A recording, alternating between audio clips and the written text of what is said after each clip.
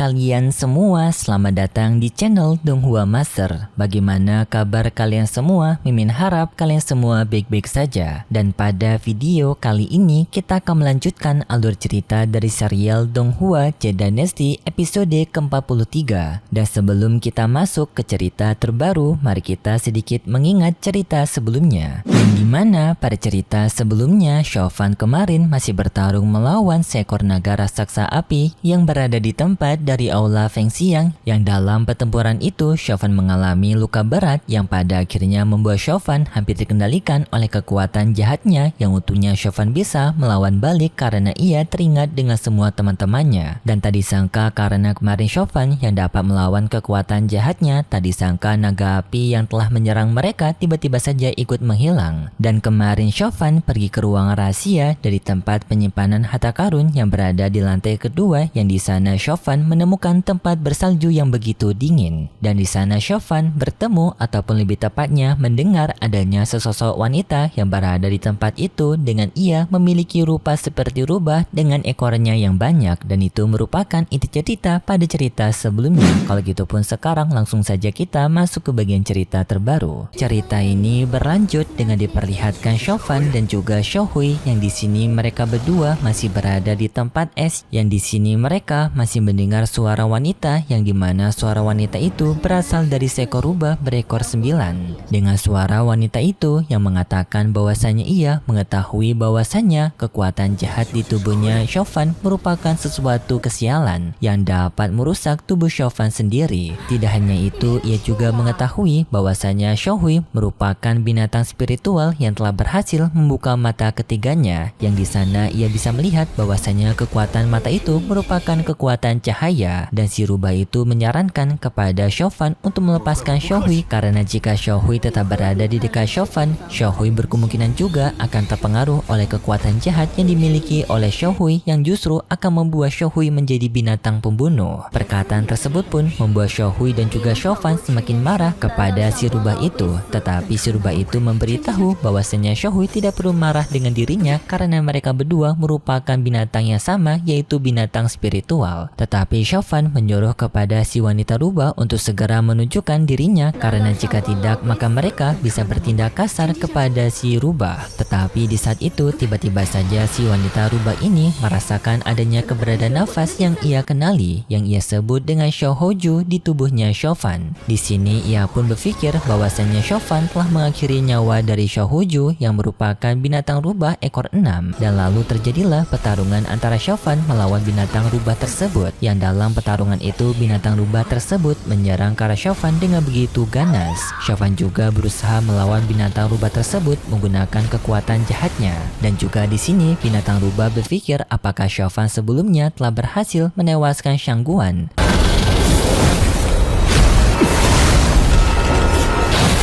Karena cukup sulit untuk bisa seseorang memasuki wilayah ini, apalagi tempat ini dijaga begitu ketat oleh binatang naga api. Chauvin tidak menjawabnya, dan mereka berdua pun saling bertarung. Dengan di sini Chauvin menyadari bahwasanya binatang rubah ekor 9 telah diikatkan dengan sebuah rantai khusus yang dapat melemahkan kekuatan dari binatang buas. Jadinya Chauvin pun memanfaatkan kekuatan dari rantai tersebut untuk melemahkan kekuatan dari rubah ekor 9, yaitu dengan Chauvin yang melilitnya begitu banyak rantai penekan.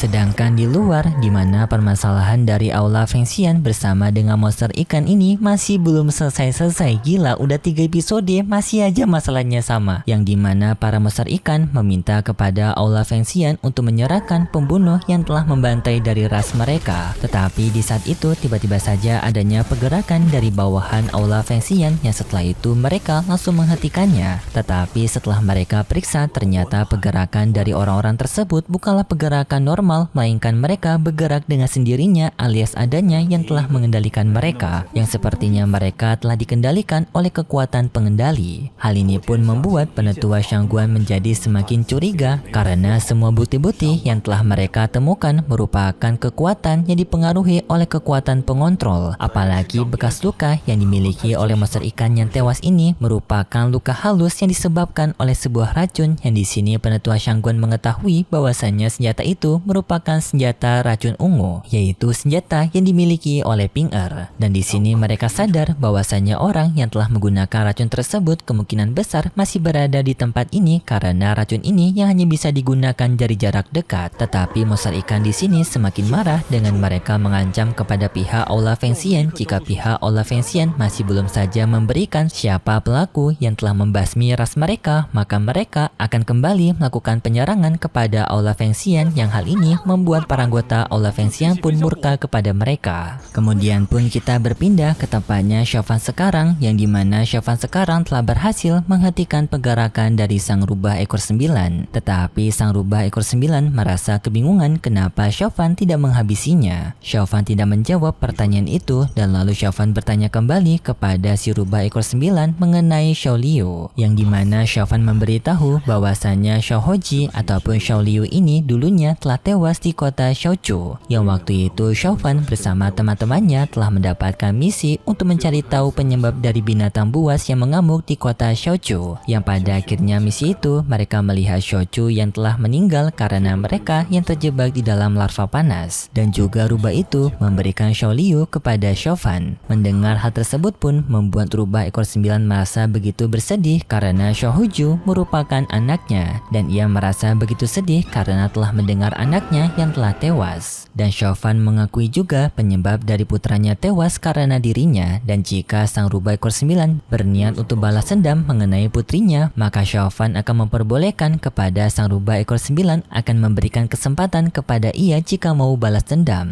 Tetapi melihat kondisi dari rubah ekor 9 sekarang yang begitu tersisa di penjara ini, dan juga ia terlihat begitu kelelahan di penjara ini, sepertinya ia tidak akan mampu untuk balas dendam kepada Chauvin. Setelah itu Chauvin pun pergi memeriksa tempat ini untuk mencari tahu berbagai informasi yang mungkin bisa ia dapatkan. Tetapi di saat itu kekuatan jahat di tubuhnya Chauvin memberontak kembali, dan di sana rubah ekor 9 juga memberitahu kepada Chauvin tidak akan menemukan informasi berharga di tempat ini karena tempat ini merupakan penjara bagi dirinya, dan Chauvin tidak akan menemukan apapun selain dirinya yang dipenjara di tempat ini. Chauvin mengerti hal tersebut dan Chauvin pun berniat untuk pergi dari sana, tetapi Xiaohui merasa kasihan kepada rubah ekor 9 yang terjebak di tempat ini. Chauvin juga merasakan rasa kasihan yang sama kepada rubah ekor 9 itu, dan Chauvin pun bertanya kepada rubah ekor 9 bagaimana cara untuk melepaskan rantai pengegang di kakinya ekor 9. Ekor 9 pun menjawab bahwasanya rantai yang telah mengekang dirinya merupakan rantai yang terbuat dari api misterius. Jika Chauvin memiliki kekuatan api misterius, maka Chauvin bisa menggunakan kekuatan api misterius tersebut untuk menghancurkan inti api yang berada di ujung gua. Jika api itu dapat diserap oleh kekuatan api misterius, maka rantai ini bisa dihancurkan, dan akibat rantai ini juga tubuh dari rubah ekor 9 mengalami luka setiap harinya. Dan rubah ekor 9 tidak akan memaksa Chauvin untuk menolong dirinya karena pada akhirnya Chauvin akan menyesal karena ia akan berniat untuk balas dendam kepada Chauvin. Tetapi Chauvin tak disangka tetap berniat untuk menyelamatkan rubah ekor 9 ini dengan Chauvin yang pergi ke tempat dari api misterius. Rubah ekor 9 pun bertanya kepada Chauvin kenapa Chauvin menolong dirinya. Chauvin pun menjawab kejadian 10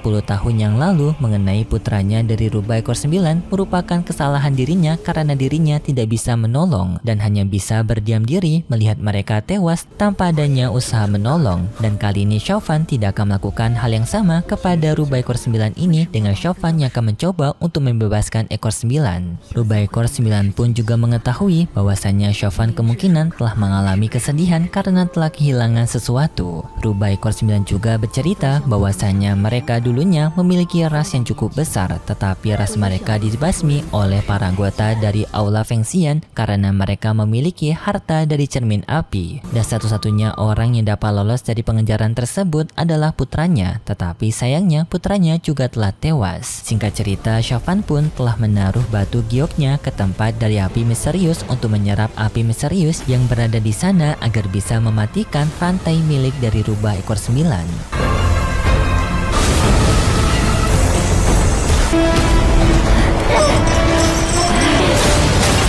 Singkat cerita, hal tersebut pun berhasil, yang dimana rantai yang mengikat rubah ekor 9 itu pada akhirnya bisa dihancurkan, membuat rubah ekor 9 itu pun bisa terbebas. Tetapi akibat terbebas dari rantai pengungkang itu, membuat kekuatan dari rubah ekor 9 itu menjadi berkobar begitu besar sampai membuat orang-orang dari aula Fengxian menyadari bahwasannya tahanan rubah ekor 9 yang telah mereka tangkap kini telah terbebas. Dan juga rubah ekor 9 itu terdengar tertawa begitu puas karena akhirnya dirinya telah terbebas dari penjara ini.